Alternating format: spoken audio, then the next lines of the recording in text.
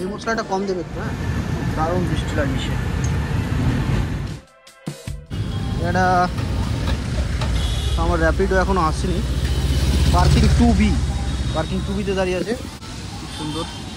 এখান থেকে যাবো আমি শালিমার। চলো শালিমার গিয়ে কথা শুনতে, বৃষ্টি এসে যাবে এখানে।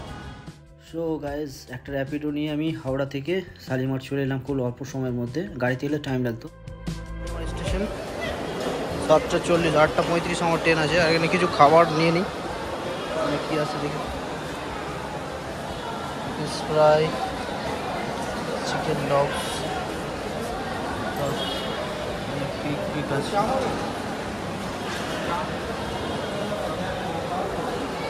এটা হচ্ছে গেট, ব্যাগ চেকিং হচ্ছে। ট্রেনে চাপার আগে সব থেকে যেটা জরুরি কাজ সেটা হচ্ছে জলের বোতল। এই যে জলের বোতল একটা আমি নিয়ে নিয়েছি। আর আমার 8:35 এখনও 1 নম্বর প্ল্যাটফর্মে দেবে, ট্রেন এখনও আসেনি। এই যে পুরো এরকম। আর ওটা দাঁড়িয়ে আছে জ্ঞানেশ্বরী এক্সপ্রেস, শালিমার লোকমান্য তিলক জ্ঞানেশ্বরী এক্সপ্রেস। এটা 8:24 ছাড়বে, আর আমাদেরটা 8:35। আমাদের ট্রেন ঢুকছে। এটাই হচ্ছে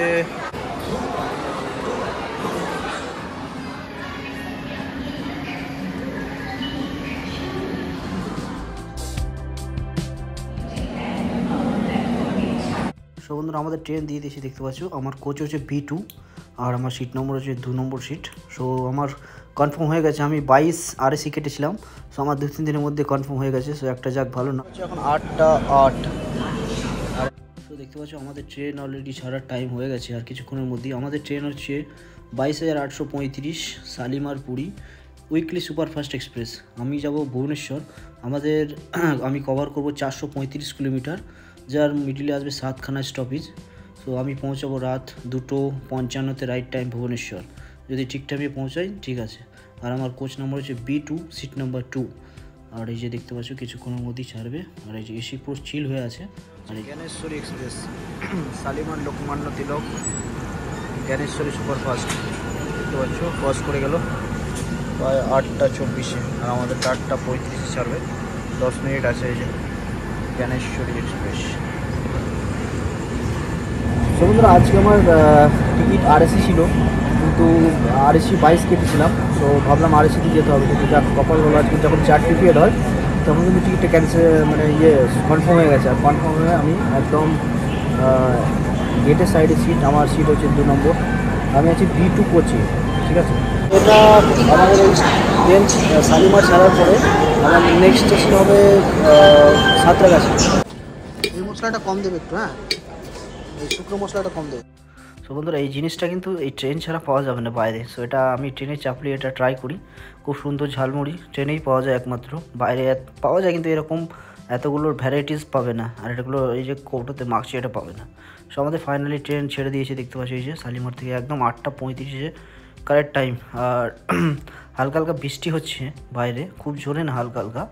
এই যে এটা পুরো শালিমার স্টেশন অনেকটা বড় হয়েছে। আমি 2 মাস আগে এই ট্রেনে, সেম ট্রেনে ট্রাভেল করেছিলাম, বাট এতটা জাঁকজমক ছিল না। বাইরেটাও দেখলাম অনেক কাজকর্ম চলছে, পার্কিংয়ের ব্যবস্থা আছে, অনেক ডেভেলপ হচ্ছে ডে বাই ডে। তো যাই হোক, এখান থেকে আরও ট্রেন বাড়াবে মনে হচ্ছে। 9টার সময় পুরো সাঁতরাগাছিতে সেই লেভেলের বৃষ্টি লাগিয়েছে। বিশাল বৃষ্টি হচ্ছে বাইরে।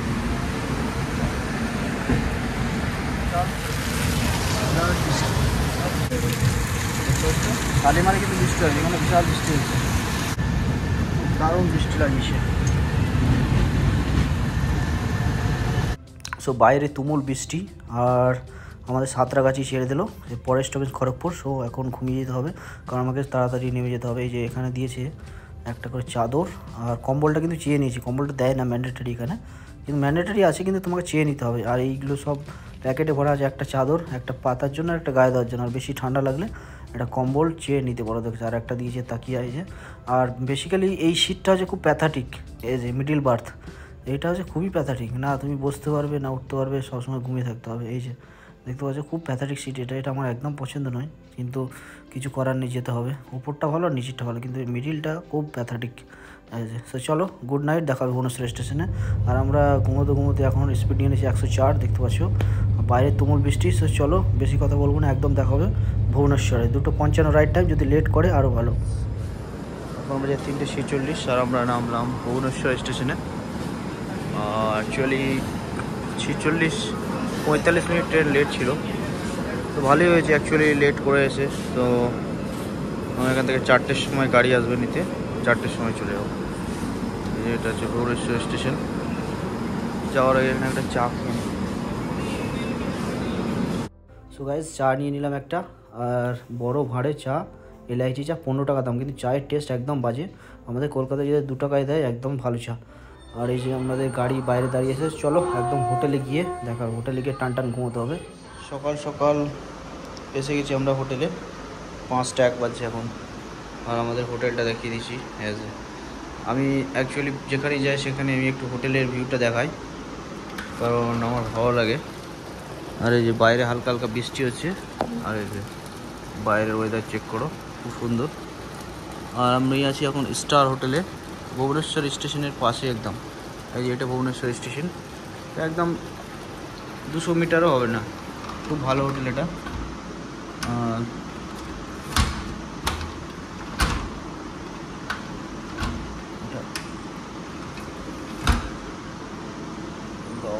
হ্যাঁ, যাই হোক, হোটেলে কী কী আছে দেখিয়ে দিই। পুরো বেড, কিং সাইজ বেড দিয়েছে, এই যে খুব ভালো আছে। আর এখানে একটা টিভি আছে, টিভিটা ভালো এমনি মোটামুটি। একটা ছোট্ট ওয়ার্ড্রপ দিয়েছে। তো আমি তো সেরকম লাগেজপত্র আনিনি একদিনের জন্য। এই যে এখানে ওয়ার্ড্রপ আছে, একটা শিশা আছে, আর এসি তো থাকবেই, এসি আছে। শুধু একটাই যে টেলিফোন নেই, নাম্বার দিয়ে দিয়েছে ইয়ে করতে। বাথরুমটাও মোটামুটি ঠিক আছে।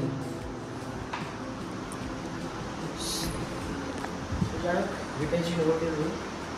আর এখন আমি